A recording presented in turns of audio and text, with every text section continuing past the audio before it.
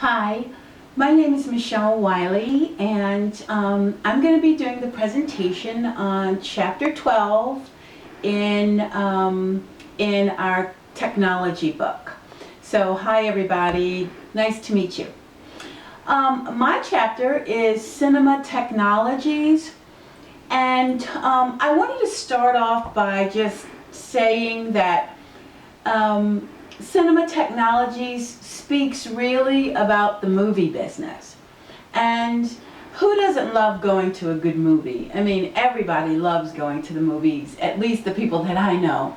But so Cinema Technologies is a gigantic part of our lives.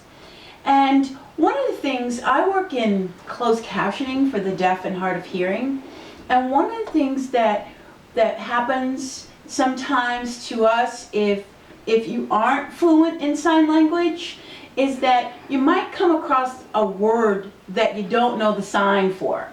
And so what we always say to each other when we're communicating with the deaf community is, if you don't know a word, the best thing for you to do is act it out. Because everybody knows how to act out words and stories.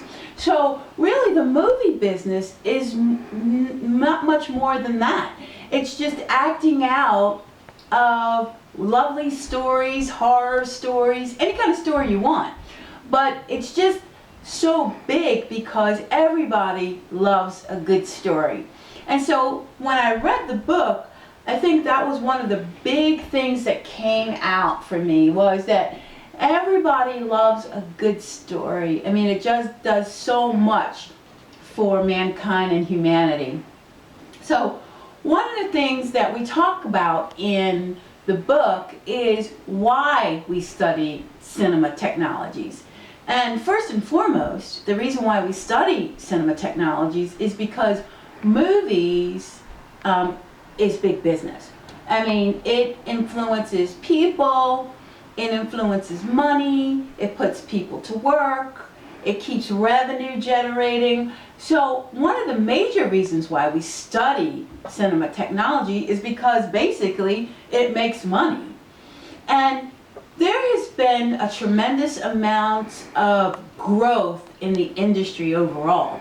I mean, the movie business is always making money. I mean, you hear on the radio and on Yahoo that, you know, XYZ movie grossed this amount of money this weekend. And so it really is a way to generate revenue as well as keep the economy going. So it has a lot of different areas that it really affects.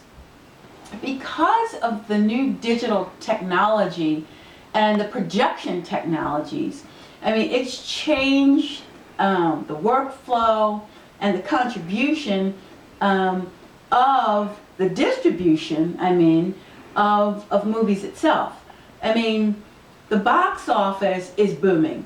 And so one of the reasons why, again, we study cinema technologies is because, you know, the box office is booming, right? Humanly speaking, we study cinema technologies because, like I said, it's a great way to tell stories. Essentially, movies are pictures that connect us to a mass culture. And that was a great point that they made in the book, was that movies connect all different types of culture. I mean, when you go to the movies, it's really mass appeal. I mean, there are people from all different walks of life, all different backgrounds, and so the movies itself brings us together so that we can enjoy and communicate about something that most people have in common, which is a favorite movie. And not to mention that the movie business is really an art form. I mean, actors get awards for having great performances in movies. I mean, it really is an art form that's not dying. I mean, it's going forward. And primarily, movies add to the quality of our lives. Because like I said, when we get together and we go to movies and we sit next to people who we wouldn't ordinarily know or we wouldn't talk to, it really does increase our quality of life, and quite frankly, it's just really entertaining. I mean, it's a blast. So when we think about where the movie business is today, we can kind of see how film has evolved. I mean, we can see that old concepts and really companies that weren't able to keep up with the technology, for example, Kodak, and a real big example of people who haven't been able to keep up, or a company who wasn't able to keep up, is Blockbuster. I mean, they went out of business because they just did not keep up with technology and a way of doing business. Because of the incoming digitization and the special effects, the sound, the color, I mean, it's just become really tech savvy, in other words. And so one of the reasons why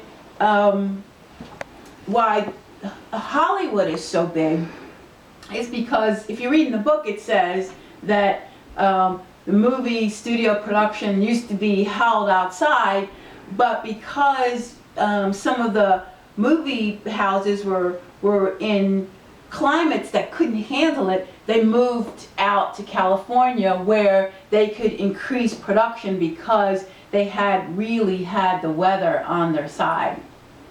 So, I mean, the book does a really good job at going through a lot of the history facts about the movie business. In the late 1800s, Edison came out with kinetograph, and really it was interesting because the word peep shows came up. So I was thinking, wow, the peep shows dates back to the 1800s. I didn't know that. So, and then we move on to the 1900s with the Vitaphone, which synchronized dialogue and music because initially the movies were silent. So the 1900s brings about sound and movie and dialogue. In the 1930s and the 1940s, Disney accomplishes Technicolor with their cartoon series, which was a big smash. And then here comes TV, which really had a great impact on the movie business because it kind of took away from people going to the movies and really kind of staying home and watching TV. So television had a great impact on the movie business. Just part of some of the history facts that I included in the PowerPoint presentation. And so finally in 1949 is when network TV was introduced and changed, like I said, changed the posture of people going to the movies. 1952 brings about a Cinerama launches the widescreen revolution. In the 70s and the 80s was the use of the 3D imaging and Dolby and VHS rentals. If you want to, think about VHS, my goodness, that was like, 30 years ago?